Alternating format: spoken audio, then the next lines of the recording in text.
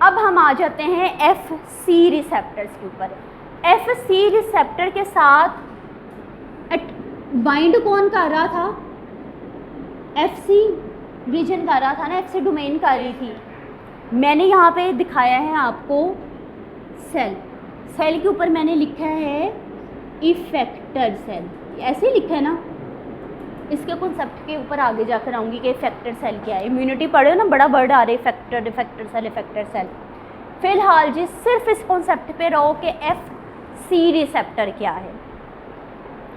FC receptor is a antibody receptor. ये इसने क्या बात कर दी, मैंने आपको कहा मेरे पास एंटीबॉडी है। एंटीबॉडी रिसेप्टर मैंने इसको क्यों कहा? एंटीबॉडी के FC डोमेन इसके साथ जाकर बाइंड कर रही है।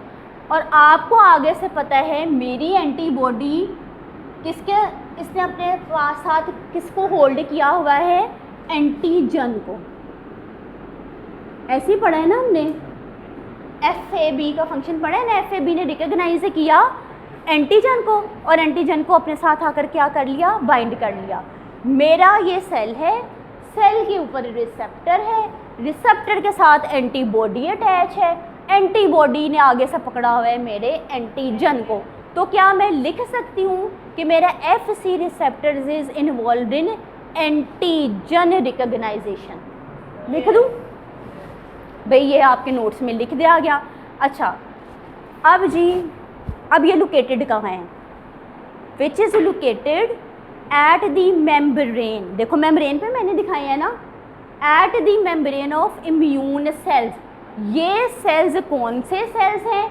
Beta lymphocytes. अब इन सेल्स की हम लोग एग्जाम्पल्स पढ़ने जा रहे हैं कि ये सेल कौन कौन से हो सकते हैं।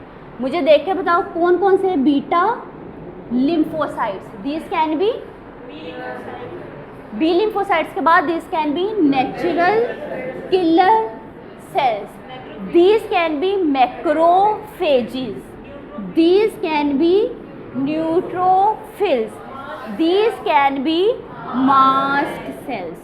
क्लियर हो गया यहाँ तक कॉन्सेप्ट? मेरे पास जी मेरे इम्यून सिस्टम के बेसिकली सेल्स हैं, ठीक है। ये भी आपकी इम्यूनिटी में आपको हेल्प करते हैं ना, सबके सब। मेरे इम्यून सिस्टम के सेल्स पे जी है रिसेप्टर, रिसेप्टर का नाम है FC रिसेप्टर, ठीक है। FC रिसेप्टर के ऊपर आके बाइंड कर गई आपकी एंटीबॉडी, एंटीबॉडी ने आगे से होल्ड किया हुआ है एंटीजन को। ये पूरा एक कॉम्प्लेक्स बन गया ना आपके पास। अच्छा जी, अब जी आपके पास ये इंटरैक्शन आ गई between the antibody and the FC receptor. Clear? अब क्या होगा, जैसे इंटरैक्शन हुई, इस इंटरैक्शन ने क्या किया? आपके इन इम्यून सेल्स को एक्टिव कर दिया। आगे से भी इन्होंने अपने फंक्शन परफॉर्म करने हैं जो आप लोगों ने फिजियोलॉजी के अंदर स्टडी किए। क्लियर?